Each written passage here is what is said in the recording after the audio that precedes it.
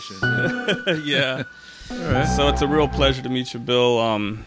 I mean, you've got legend status around here. Well, thanks for inviting me, Robert. Appreciate it. It's pleasure's all ours for sure. So I saw you weren't born in Pomona. You were born in Illinois. I'm a rambling man. Yeah. I was born in Illinois. Only spent 2 years there, so I don't really remember much. Moved on to Phoenix for another couple years.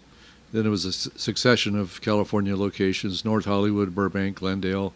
29 Palms for a pretty long stretch. Went to high school out there in the desert. Nice. And then from there, Spokane to Pomona. Yeah. In Pomona, Orange County back to Pomona. I'm again a rambling man. Nice. Yeah. So you saw a good chunk of the U.S. before you were even a teenager. Well, actually, I left 29 Palms for Spokane right after high school. I just wanted to get out. Right. Yeah. So that's where I first saw my first live music is in that city. Nice. So nice. Doobie Brothers. Yeah. So was it tough moving around a lot as a kid? I didn't mind it. I mean, I've been kind of the last 30 years. I've been kind of put, in Tucson. It's the longest place I've ever stayed in one location. Oh, okay. But early days, I didn't mind. It was just normal. I mean, it was normal to me to every 6 months thinking about where you're going to move to next. I didn't give it much thought. Yeah, it was just a normal. Because you were born. That's we we just moved always on the move. It seemed. Yeah. That was your life. Yeah. Do you think it?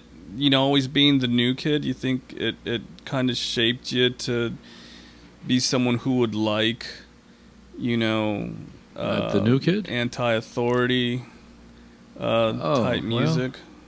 Yeah, it was just the product of the times, because there was the Nixon and actually LBJ and then Nixon is when I was high school. They were our presidents. There was the Vietnam War and a lot of protests going on. So I saw all of that via television. I was out in 29 Palms. I really wasn't able to participate or whatever. I think there was a small Vietnam War protest on the 29 Palms high school campus, but it was like 3 people or so. Right. But it was just, it seemed like the natural thing to do is like, we should question what's going on. Otherwise, they're going to send you to get killed, And then that sort of evolved over the years after the war was over. Then I still had a natural, I always questioned authority, I guess, from a young age. Yeah. Right. Let's see. Yeah. Let's cut into Pomona. Is it safe to say the Freak's Head Shop brought you pretty much? Actually, no. Before that, I was living in Pomona and then doing my ice cream truck thing in Santa Ana. So I would commute down to Santa Ana, pick up my truck, and then sell ice cream and other substances to the kids in the barrios and ghettos of Fullerton and Anaheim, just not far from Disneyland, but there were some definite, sketchier, I don't want to say sketchy, but just poor neighborhoods where the kids would actually have money for ice cream. The rich kids, they wouldn't buy crap, but, if you were, came from a large family, your parents usually bought you some ice cream. You think you might have sold some to Mike Ness? I know he lived I think out that's there, very possible, because we had some... apartment complexes in Fullerton. I was thinking, I wonder if those Mike Ness and Tony were hanging out one of those places. Cadena, or what is his real name is a mystery. I don't want to broadcast it. Is it really? Yeah. Oh. Yeah. He's used a lot of different aliases. No kidding. Tony Reflex, Tony B is his current one, I think. But, okay. Yeah, Cadena is not his real name. Oh, A lot of people thought he might have been the brother or related to Des Cadena from Black Flag, but no.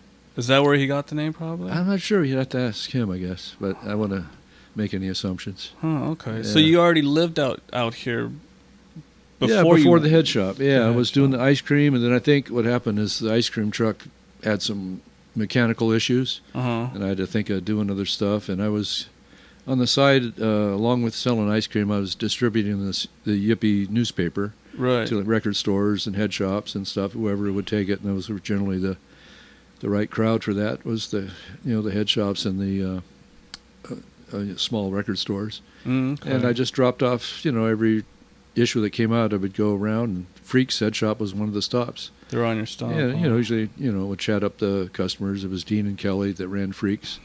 And I said, here's your newest Gypster Times. And, hey, we're kind of looking for somebody. Somebody just quit. If you're interested, we got a position open here. And I said, yeah, might be a good idea because this ice cream truck it's wintertime and sales are really not that great in the winter. And so I took them up on it and started learning how to do the brick and mortar type business as opposed to the four-wheel, And it was up there where that laundromat is now, right?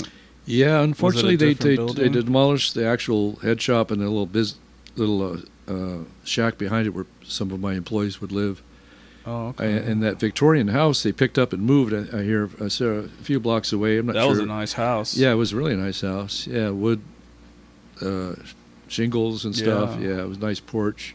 They moved it over. It's all moved, and somewhere. now it's just a parking lot, sadly, for Lucy's Laundromat. Right. Yeah. Do you know what became of the owners of that shop? I don't. I lost track over the years after we moved back to Tucson. Well, actually, I lost track before we even moved, I think, because not sure what after they sold the head shop to me, they went on and did their own thing. I'm not sure. Oh, they sold it to you. Yeah, that's how I was able to finance a lot of the early, record stuff. It was just all that cocaine money, man. Excuse me, the merchandising for the cocaine users and marijuana heads. And yeah. What year was that you bought it? That was 81. I guess it would be 81. Yeah, Oh, I was okay. working there before I bought it for a year or two, and then they said, "Hey, we want to get rid of this. We're tired of the cops hassling us and trying to, take our license away. You're interested in because we want to do other stuff with our lives." I go, "Well, you guys make a ton of money, a lot of it in cash. I mean, I could see this working out. It only took me a few months to pay them off for what the money they were asking, and I had it as a profitable business, So the first actual location of Toxic Shop was Park and Holt? Park and Holt, right? It was a little back room at the head shop was where they let me experiment with the record thing. Oh, that's right. You mentioned that in the book. You were just in the back room. But Yeah, you the back said room. that they got tired of you or something? They said, well, it's not really working out. It's kind of freaking out our regular customers, these punk kids hanging out in the back. And Okay. I don't know. And plus the stuff we were selling, it was like, we had the Deadbeat 7-inch, Kill the Hippies, which was a big seller for us. And they looked at it and go, this might be off-putting to some of our clientele. Yeah. So it didn't really go over too well. Okay. Yeah. So then you went out and found the new location? Yeah, I found some rentals. Rent was dirt cheap back then, and I found a little spot, and I think it was maybe $75 a month or something. It was further west on Holt. Was it the one on the corner? Yeah, that was the first one. Okay. 1305 West Holt for you Yeah. nerds out there who want to look it You up. know there's video of that being raided? I saw that. Did Yeah, you see- somebody shared that with me. There was an illegal Yeah. dispensary, I guess. Yeah, it was a dispensary. Marijuana's legal, but dispensaries are not in Pomona, I guess. You just gotta have the right paperwork, I guess. You gotta have all the right stuff. I think they make it a little hard, but if you don't have the right stuff, I saw that. they'll come down on you. It was this heavy-duty kind of an overreaction with the SWAT tanks and the breaking down with the... Well, they need practice. They need... You know? It's probably they needed some training for some of the new guys, probably. Yeah, they need somewhere to test out their that new was interesting. toys I go, wait a minute, that looks familiar. the spot. Breaking down my side door. What the hell? Did you just see it online one day? No, somebody shared it with me. And Oh, said, hey, here's okay. what's happening at your old store. Thought you might want to... It was like a year after it happened, I think. Did you know this happened? I go, I hadn't, first time I heard of it. And then, so how long were you there?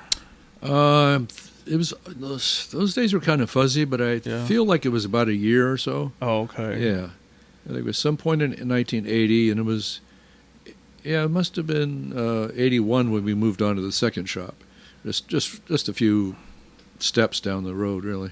A little back east, right? Yeah, a Just little a further couple east. blocks. 1265 was the address there, West Holt, and those two buildings still stand today. Is that the same block the bike shop is on?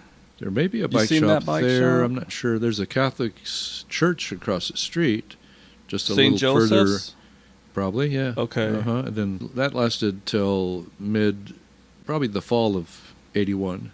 So that was we didn't last a year there. Oh, really? Yeah.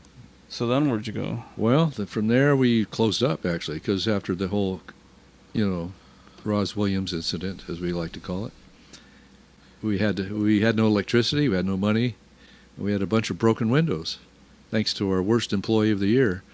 So I was going to bring that up, but Okay. you just did it. So can you go into that? Because he's... Well, yeah, all the juicy details are in the book, so you should really check that out. I'll if you leave really it wanna there. know. Okay. The book, of course, being Toxic Shock Records. There we go. Got to get that plug, just like the Johnny Carson show. Yeah, Yeah. Assassin of Mediocrity. There it is. And this is the cover is the 379 West Holt, which was formerly known as Freak's Head Shop and then Gravity's Foe. Oh, okay. That's the location there. That building's gone that now. building, yeah. Uh-huh. Right. Yeah, I'd seen pictures of that, but Right. never. Yeah, so we hunkered down. I guess this would have been 82 or so, where you just did mail order out of our apartment, which was right on Alvarado and Park. Oh, okay. Yeah, just right there, those red brick apartments. Okay. And I remember the date because I was selling like the JFA 7-inch when it first came out, and that's 82. Bad Religion's first album, how could Hell be any worse? That came out during that period. Okay. And then we went back to working at the head shop, and that's, I guess, the point where the owners said, we're tired of doing this. You want to take it over? And I go, okay. Oh, okay. I need a job, and we can juggle this. And I knew it was profitable, so. Huh. So then at that point, we didn't move the store back to the head shop. We were simultaneously running the head shop and then opened the record store part of it down on Locust, 106 South Locust in the Antique Mall, just a few blocks from your shop here. Oh, really? Yeah. Oh, okay. That one was fairly well known as well. It was, this is 83, I think, is when we moved in there. Oh, okay. 'Cause I know we did a May 1st live Legal Weapon came out, and our band Peace Corps played in front of the sidewalk, right in front of the shop. Oh, There was a hair salon next door to us, and nice. all that. Do you know Randy Freed? I don't know. He had Randy's Records over there. I don't know remember a when record store in the Antique Mall. Yeah, I think so. What year would that have been? Any idea? I know he was there up until, well, let's see, we were here until 2012. Maybe 2005 he was there. Oh, maybe. yeah, I was long gone. I don't know when he opened, but he might have sometime in the 90s. Maybe I was gone. But you were gone. I was already. gone. Yeah, I don't know. Yeah. I'm not exactly sure. He still lives around here somewhere. Yeah, back then it was mainly Arts Building. He was the guy that really had the first live music in Pomona. Okay. He would do like 45 Grave came to town, and Christian Death played with him. And, Oh, wow. Okay. and a lot of other local bands and art installations and anything to do with art, whether it was music or performance or just, art gallery stuff, art building. Okay. He was at my barbecue a couple of days ago. It was really great to see him again. Oh, cool. Yeah. So you did the 2 locations, and then you just did mail order from home, and then went back to the head shop.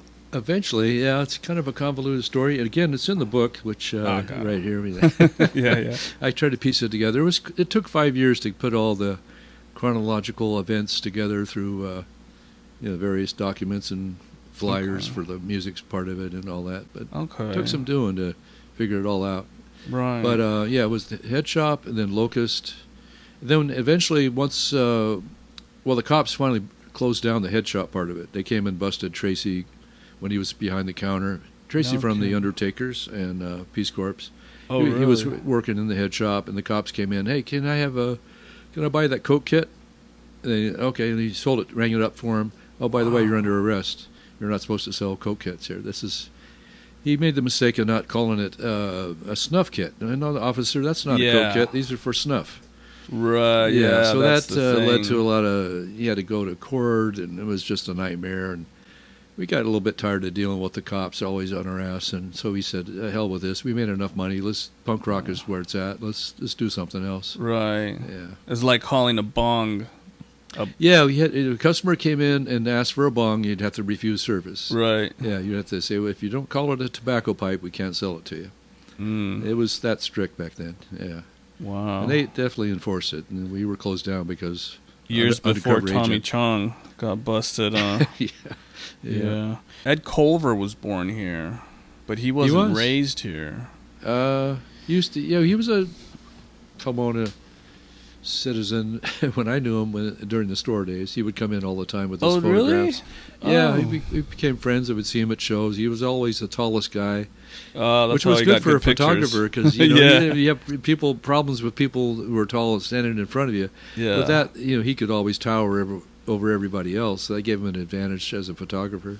Right. And right. we reconnected just last year. Went up to his house. He lives in I think it's Sierra Madre or somewhere out there, not far Oh, from really? Pasadena, and nice. hung out. And he contributed some books, some photographs for the book. Nice. And I had to apologize after the book came out because and some of them is like pick by Ed Culver. He didn't take kindly to that. It's photographs, because a pick is a demeaning term to a photographer. Is it really? It's not a pick. It's a photograph. It's a photograph or portrait. Wow. Pick is like saying, it's very demeaning blurb to the craft. to a writer. I guess, some kind Wow. of. Yeah, I didn't realize, and I'll hopefully if we do a second edition, we'll fix it. They're Okay. definitely photos, not pics. But anyway, Ed's a great guy. Wow. Bottom okay. line. Yeah. Yeah, And Tom Waits is from here too. I didn't know that. Tom Waits. Yeah. That's news to me. Yeah. Really. I imagine he was probably gone before you moved to town. Yeah, I would too. think so. Yeah.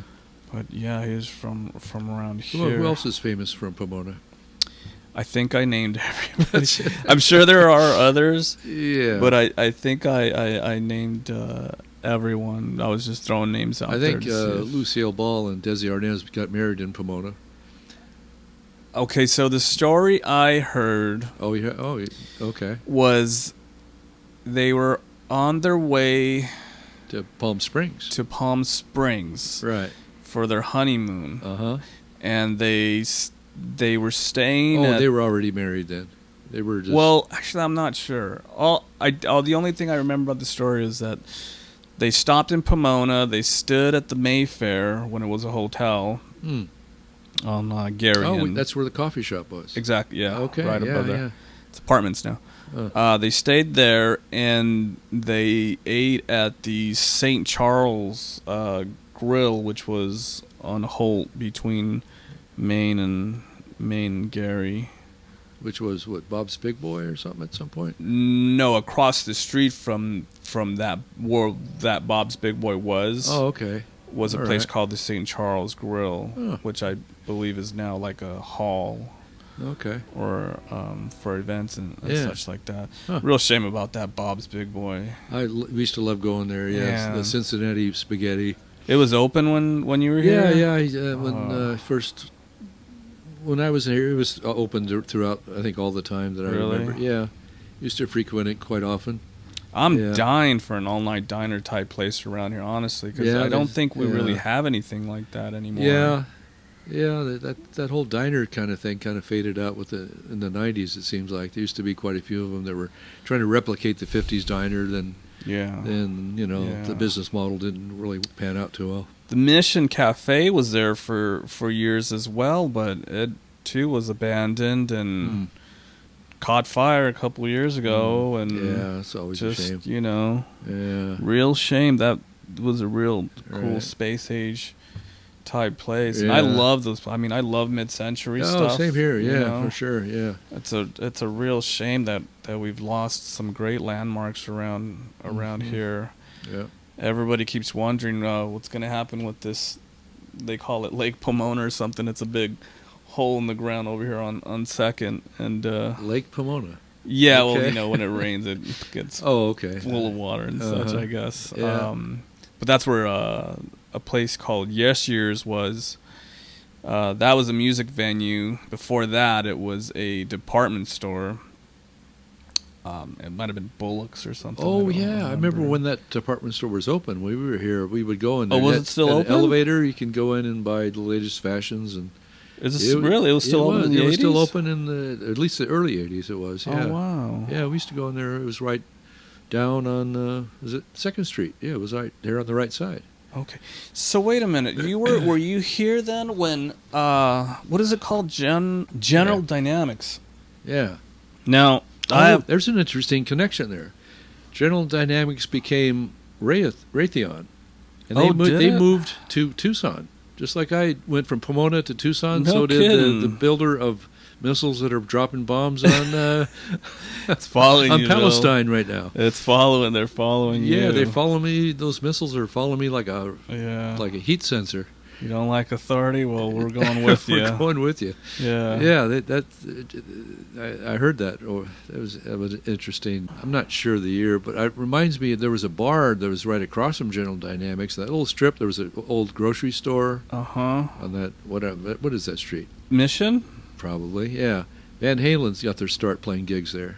Was that the Cowboy Bar? I think so. Yeah. Lucky something or other? Probably. Yeah. I think I'd heard about that. Yeah. So Van Halen cut their teeth there, along with other dumpy dive bars around this whole. Way out here, huh? Way out here, were like a regular act. Oh man, I really wish I knew more about that place. Yeah, that's all I know about it. But yeah, so I've always wondered if people noticed that when that place closed down. Was that when Progress in Pomona started to decline? Right, I think they were a major employer. Yeah, that's kind of why people came to Pomona, because they could get jobs at the General Dynamics. Yeah. Once that was out of the picture, then it just was definite decline. Yeah. When the jobs went away, right? Right. That's when... So I remember that was in the late '70s. I was in Pomona, and that was still active. Maybe by the early '80s is when they cut out. I don't know. So were you bored by rock in general by '78? Somewhat. I mean, there was some exciting stuff. I really enjoyed like Pink Floyd's Animals tour. I think that was kind of a precursor to like Public Image in a way. That was very much of an anti-authoritarian thing, and it had a real bleak look of society in general, breaking down humans into sheep, dogs, or pigs. Yeah, that's Roger Waters' thing, isn't it? Yeah, it's a pretty bleak record, but I really dug it, and it wasn't probably their best commercial success, but it was my favorite album of theirs. It is I saw that at the Anaheim Stadium, their tour they did. Yeah. And, some other stuff, but, it was spectator stuff. It wasn't like you felt like you could ever be part of it, really. It was just, you were there like a sports event. You had you're in the bleachers somewhere. Yeah. So punk rock, when I first went to Chinatown, that was a whole different thing. Okay. It's just, here we are in a Chinese restaurant. You go upstairs and this band playing in your face, That was Madame Wong's? Yeah, no. Hong Kong Cafe. Oh, that's Hong Kong. Yeah, Madame Wong's is more of the new wave crowd. Oh, that's Hong right. Kong would do the Germs and Black Flag and the Bags and Catholic Discipline, Wall of Voodoo, Fear, all the good stuff. Yeah. Nice. And another part I read is you were in New York in the late '70s. Right, before I really was hip to the whole punk thing, I was in New York City with the Yippies. They did a smoke in July 4th in D.C., and the guy that invited me there to help sell merchandise for the Yippies said, "Hey, you want to go up to New York City? We'll just hop a Greyhound and go check it out. I got friends up there." The Yippies were actually based on Bleecker Street, right off of Bowery, which is where CBGB's was. You could actually spit on CBGB's from the Yippie House, and it was just like a squat where they published the newspaper, and it was just right across the street from CBGB's, and we walked around the neighborhood. And it was a scary city, New York, back in '78, I guess it was. And, we'd see flyers on the thing and television, talking heads, playing CBGBs. And I go, what's this all about? Yeah, it's a new music scene that's happening. And maybe we'll go check it out later tonight. But we ended up not doing it, which was really unfortunate. I could have seen something pretty amazing. You never possibly. did. Yeah. I can relate to that because I went out to New York and... I believe it was late 2000, and I was a big fan. Later, I became a big fan of the Strokes and that whole indie scene that was born there. But back then, I was not about it. I was into this whole other thing. So close, but so far away. Yeah, and I just, it drives me crazy knowing that maybe I could have caught them same here. As if playing some bar or something. I only went to it that night. Who knows what I might have seen, Yeah. I did drive by CBGB's when I was out there briefly. Yeah, I was able to see shows there when Rob Howard would tour. I actually saw a couple of shows when they hit CBGB's, and I found out how cool of a club it is. It's just a dirty little hole in the wall, but the sound is amazing. It's just got the great vibe, that's the kids call it nowadays. But it was it was a really cool environment there. Yeah. Can you recall any other times you were just a little bit off of being at the right place at the right time? Yeah, I didn't go to the Mask. I mean, that was early punk stuff, but I was a little too late for that. My late wife, Juliana, actually went to the Mask. Really didn't know what the hell it was all about. Just sort of went, a friend at work invited her, and she told me about it. Yeah, it was like this little dirty basement, and there was somebody was playing. I don't know who the hell it was. Oh, really? But I missed out on that, so that I regret a little bit. Oh, that's a shame. Yeah. I missed out on going to... I grew up in East L.A., and there was a place called The Vex. Oh, yeah. Peace Corps played The Vex. Oh, really? Although there was more than one location, I guess. It was like... It might have moved around. I remember when we played, it was somewhere underneath a freeway, and the bouncers all had guns. That was... Yeah. So that was kind of an interesting gig. We played with Wasted Youth and Shattered Faith, I believe. Okay.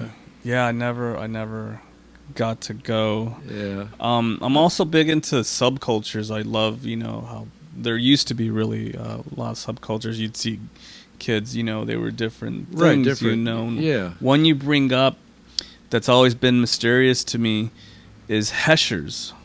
Okay. Is a Hesher just like a stoner? It's kind of like stoner rock before it was called that. It was just working class dudes that, in my day, wore bell bottoms, smoked a lot of weed, drank a lot of beer, and just listened to like Grand Funk and just the real dumbed down kind of stuff. Nothing too intellectual. So kind of stonerish. Yeah, kind of stonerish. Yeah, okay. Definitely, there was a lot of weed smoked back then. Yeah, and they're into the heavy rock. The more Sabbath. the Sabbath, Grand Funk. Okay. The Texas version would be the ZZ Top Heshers. Yeah, they weren't into like Blue Oyster Cult was way over their head, because the lyrics were they weren't about just getting laid, they were more about other things. So it went over their head a little bit. I see. Heshers were just your working Joes. Yeah. Got it. Yeah. The mystery solved. Okay. You saw the Ramones play at Claremont College. Was that in an auditorium or something? It was in one of the whatever on the campus there. They had a decent indoor auditorium, and I went with one of the owners of the head shop, Dean. We went together, and I had to talk him into it. Hey, Dean, let's go. Claire, there's a show happening next weekend. This band I heard about in the Rolling Stone magazine. Maybe you have too. Now, how old was he at the time? Oh, he was older than me by maybe 5 years or so. Okay. Yeah, he was, a typical head shop owner, a former hippie that was trying to become a businessman. He's getting a little respectable. He's probably selling real estate now or something. Who knows? Yeah. And I talked him into going. And I was just blown away because they didn't stop. They just went song after song after song. Yeah. 1, 2, 3, 4, boom, boom, boom. Yeah, it just went on. Yeah. And Dean didn't dig it at all. He was expecting, I don't know what. His favorite band was probably Fleetwood Mac. Right. And I go, hey, Dean, what'd you think? That was terrible. I go, you got to be kidding me, man. Didn't that do anything for you? No. Yeah, okay, well. It was, a different mindset between the two of us. I missed my opportunity to see them because they came to the Forum in the late 90s. Forum, wow. And I knew a girl who did go, but I just didn't. I didn't. They headlined the Forum? Yeah, I believe I know they opened up for Black Sabbath and a few things. That was a disaster. Did they? Yeah, they did. They were pelted with beer cans and garbage. I wonder whose call that was. I don't know. It didn't last too long. I think it was 3 or 4, and they said, "Fuck this. We're not doing this tour anymore." Right. They did not go over well. Speaking of rowdy crowds, you wrote dozens of HBs took over the stage during a Buzzcocks set. Yeah, Santa Monica Civic. Now, what is an HB? HB. Can I say just so? Yeah. In case I'm right. Yeah, there was. Is it a headbanger? No, Huntington Beach. Oh, and you just called them HBs? They were these kids from Orange County, and okay. HB was the big.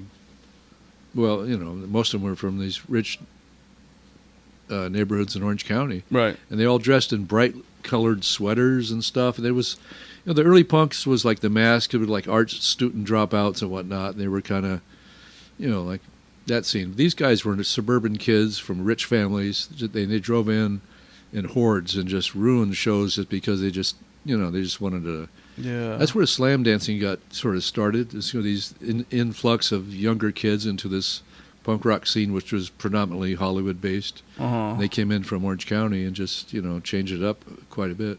No kidding. But it took the fun out of it in a lot of ways because it became a lot more aggressive, a lot more macho.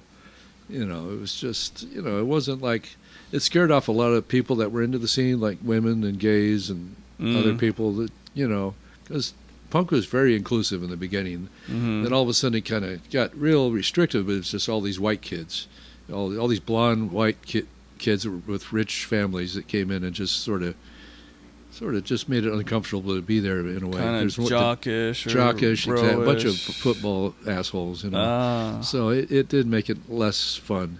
What a shame they ruined the buzz pops. Yeah, but it made it bigger. I mean, it made it to what we have 40 years later, these huge mosh pits. Yeah, that's all they're doing. It's funny. They a lot of people point out that the people that like HBs back then that hated or said they hated the music and such, that's what they're listening to now. A lot of those HBs, I think, are all Trump supporters. Well, now.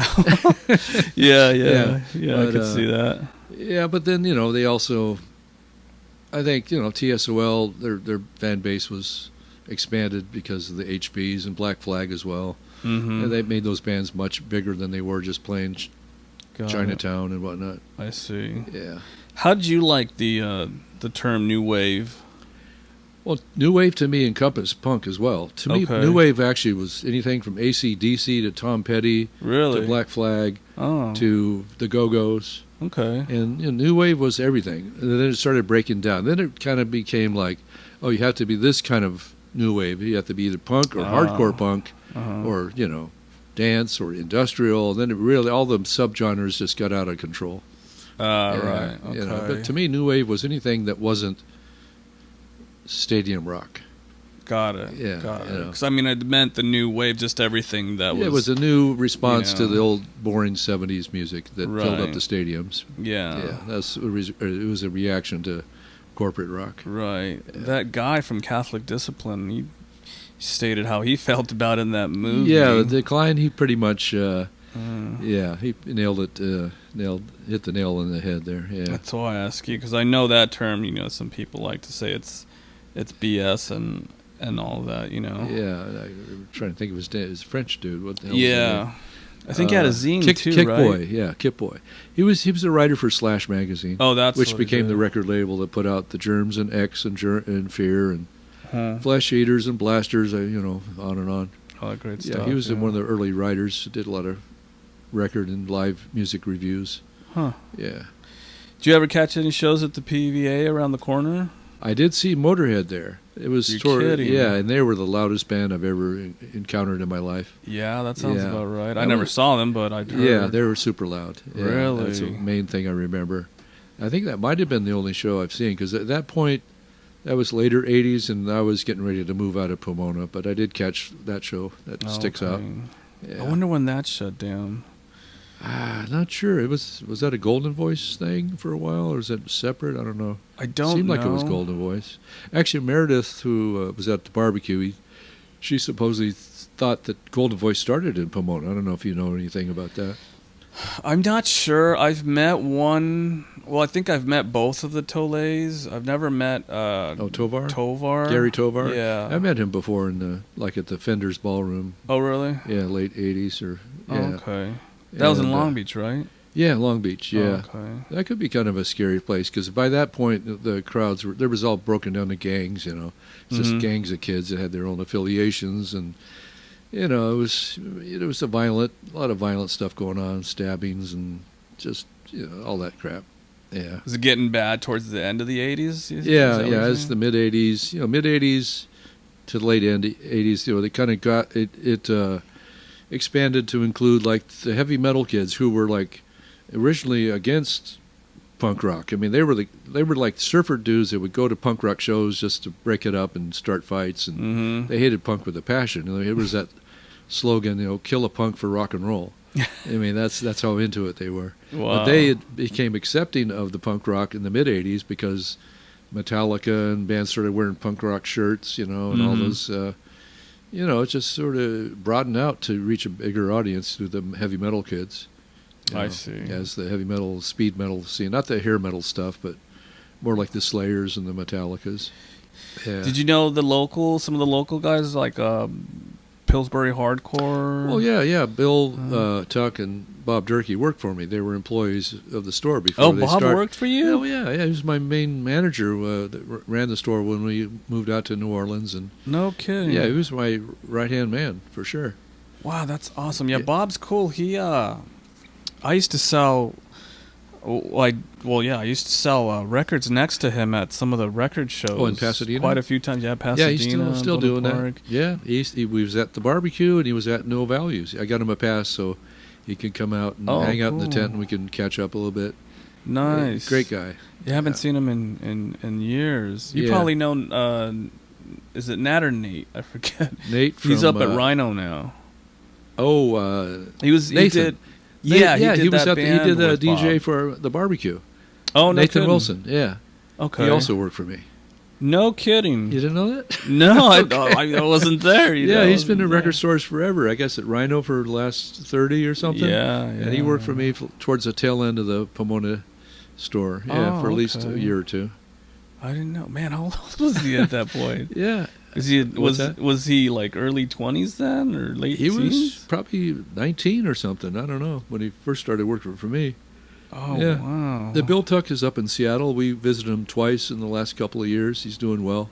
Oh, he's up there now. Yeah, he finally ditched California and said, I'm not doing this anymore. Get the hell out of here. Really? Just sort of like I did, same kind of, okay, I've had enough. I'm going somewhere else. Wow. Yeah. Cool. Now that I come back to Pomona, I kind of like it. So I don't know. It's a little different, right? A little different, Yeah. It's a little less, I don't know, a little less grimy in a way. But when we opened the not shop, we thought, it was going to get gentrified like Boyle Heights and Echo Park. You're lucky it hasn't gotten that much. I mean, there's some here and there, but not to the extreme where you don't recognize the place. Yeah. It's slow. I think it's been a slower process out here, for sure. It is changing, and I think for the better. But it's been going slower than it has in some of those areas. Right. I don't hate Pomona anymore. There was one point where I really was fed up, but I like it now. Did you hate it when you left? Yeah, I was just... The music scene was kind of, for me, was really not anything exciting. It was like all the bands that I was really into had broken up. The Dead Kennedys, Black Flag, Minutemen, because of T. Boone dying, that broke up. Those are the three core bands. And then this stuff I wasn't a huge fan of, like Jane's Addiction and Red Hot Chili Peppers. They were the big bands, and I really didn't You weren't get into it. that? I wasn't into it. Yeah. The alternative thing wasn't... Yeah, so, and we just loved the desert, It's just not just for music so much, although... Meat Puppets were a huge influence as well because they were an Arizona band that I dug a lot. It just seemed like time for a change. My old wandering bug got back in me and said, "It's time to move on." Nice. Yeah, so that's what I did. Nice. I was 88. What would you say is the hardest part of running a record store? And then what is the hardest part of running a record label? Well, just keeping your head above water financially, the daily, the monthly coming up with the rent and trying to not get too behind in the basic bills. Yeah. And keep things, inventory, don't stock up on stuff that won't sell. Try to choose stuff that isn't going to be dead stock. We don't do it for the money, do we? It's not something. Yeah, if you're looking to make a lot of money, you're in the wrong business, I think. Maybe, I don't know nowadays, but it's not a millionaire it's maker. not really an instant winner. You're very lucky if you can make a few bucks. I mean, we were lucky to pay rent, and even in Tucson, it was okay for a few years, but there was a lot of pretty lean years where you got to the point where I got to get a second job because this is just not cutting it. It's not a money where you can make and get Yeah, rich. Yeah, yeah. yeah.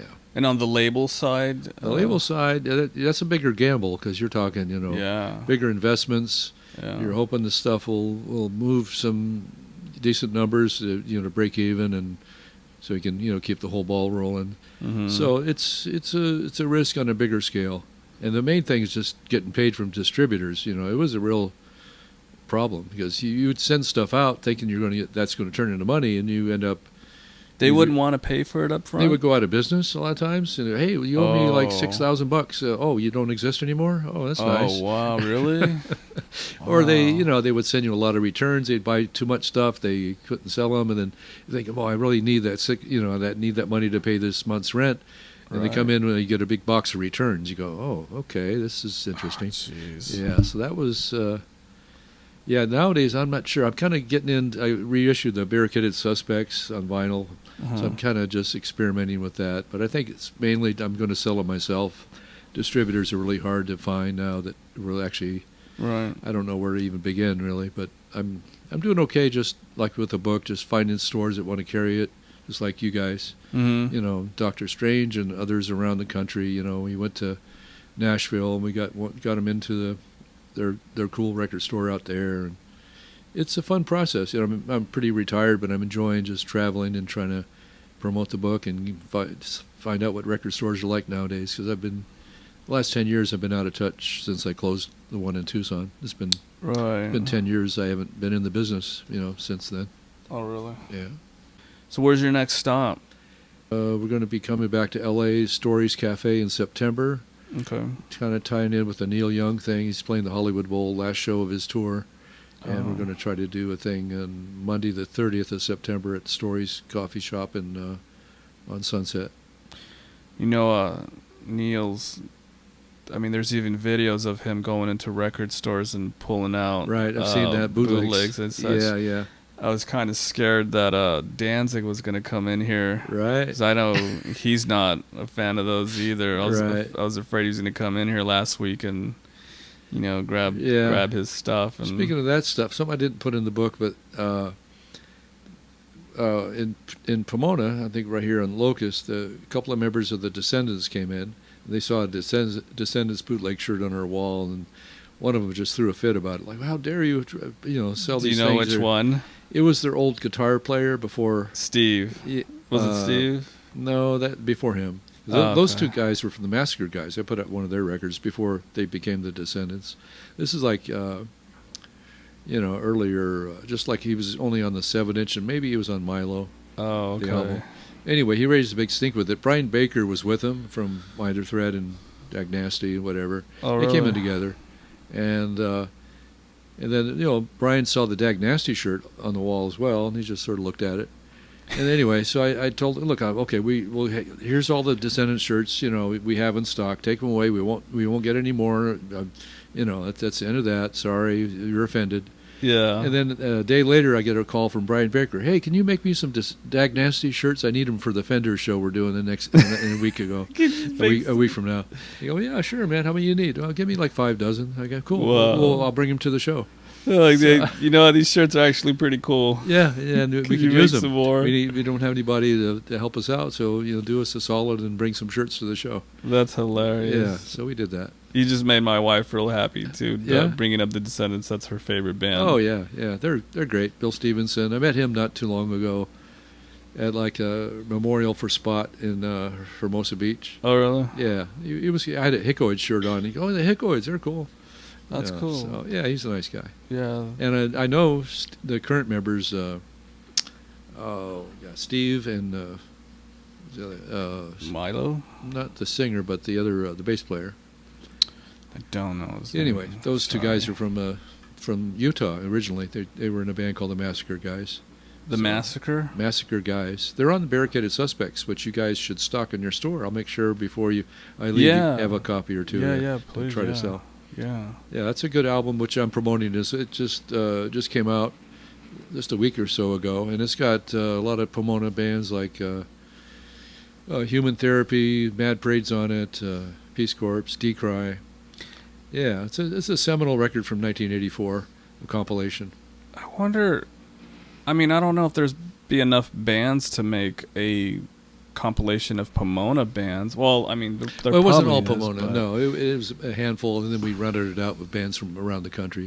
It was Mhm. about basically taking the noise from nowhere concept and expanded it nationwide. So we had bands from Iowa, Florida, Idaho, all these off-the-wall places. It's all in Okay. Pomona. Right. Yeah. Pomona was definitely nowhere. I think it seems like it's somewhere now, especially with No Values. It's not a nowhere town. It's come a long way. It's weird, man. It's the last city in the county heading east. Right. It's the very outskirts of the county. Yeah. Yeah. And it can be the butt of a lot of jokes. It sure is. They'll You love it in know. Pomona. But Yeah. yeah. Oh man, I can't think It's of getting it. some respectability now. I don't know. Do you think they'll do it again, No Values? I have a feeling with some money that was made, they're bound to do it again. All right. Maybe they'll get smart and do it a 2-day, maybe just one stage, but do it 2 days, or who knows. I doubt they'll not ever do it again. Yeah. But who would headline? I always think of that with these festivals. Was like, that band was so big. Who? Misfits. Yeah, like who tops them? You know. I don't know. It could. Yeah, that's a good question. But there's bands that could get back together. Maybe Fugazi, Butthole Surfers. There's other bands that would draw. I think. Who knows? Yeah. Operation Ivy, stuff like that. I'm sure Golden Voice will put their heads together and make some Yeah. phone calls Yeah, they're good at that, huh? Oh yeah.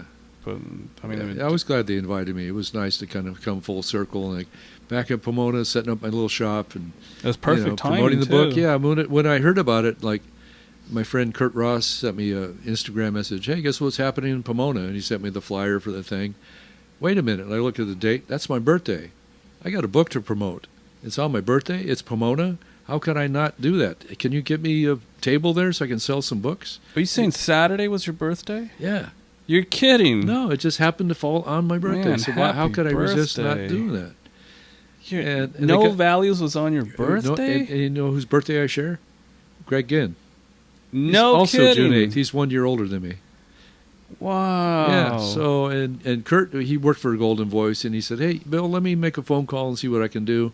So he talked to Paul at Golden Voice, and he got back to me. Yeah, let's set up a table. Let's sell some books. Did you talk to Greg that day? Greg Ginn? No, I did not. Oh, okay. He's been out to Tucson. I saw him do the My War, in its entirety last year. Hmm. I mean, Wow. yeah. So That's really cool that was on your birthday. yeah. So I figured the moon was aligned with something, and Man. here I am. It's just forcing me to come back to Pomona. I love when stuff like that happens. Yeah. So it all worked out. Full circle. Full circle, indeed. Yeah. You never met a guy out there in Arizona. He was a rockabilly guy. His name was Al Fowl. Yeah. Of course. You know Al Fowl? He passed away not too long ago. You're Pretty sad. He kidding. had throat cancer. Oh, It was a big blow to the community. man. Yeah, Al Fowl was a treasure, man. Yeah, What he was a a sweet guy and just shame. had such an original sound and everything. Put out a bunch of just homemade music. How long CD. ago was that? Do you know? How long, man? Oh, she can't hear me. I want to say 2 years ago. Really? Yeah. Damn. Very, very sad. He Yeah. was a cool guy. Absolutely, yeah. Did I he come went- out to play Pomona at all, No. Okay, so I saw him years ago in L.A. Play a few rockabilly shows, and then this was early 2000s. I went on a tour with a guy named Rockin' Lloyd Tripp, and we went through Tucson, where he lived, and stood with him, and yeah, he's just fun, He's a genuine person, man. Barbecued. Unpretentious.